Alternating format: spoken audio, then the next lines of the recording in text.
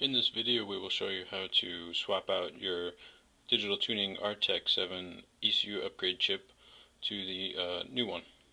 These are the basic tools you'll need: is a Phillips head screwdriver and a small flathead. The first thing you'll need to do is remove the 4 corner screws on the top cover. Once you have removed the 4 corner screws, the top cover will come off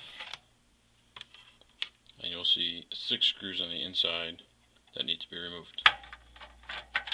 Once the 6 top screws are removed, the top board can be lifted up and swung over, exposing the Rtek7 ECU chip.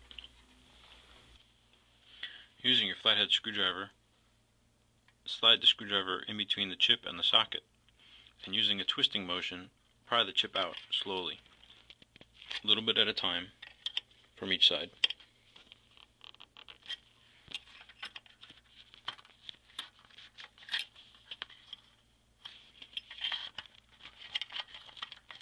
Never pry it off, always use a twisting motion.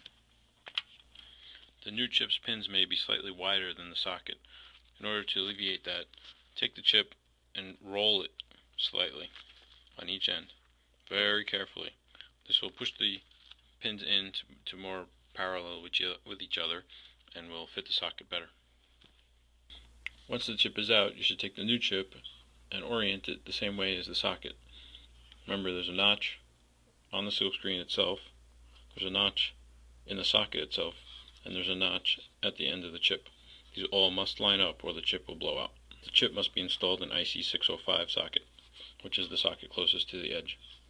First thing to do is line up one side of the pins, making sure they're all in. Line up the second side. Before you push it in, make sure they're all in. Each pin is in the hole. You can also twist it and look down underneath it to make sure there's no pins bent underneath the chip.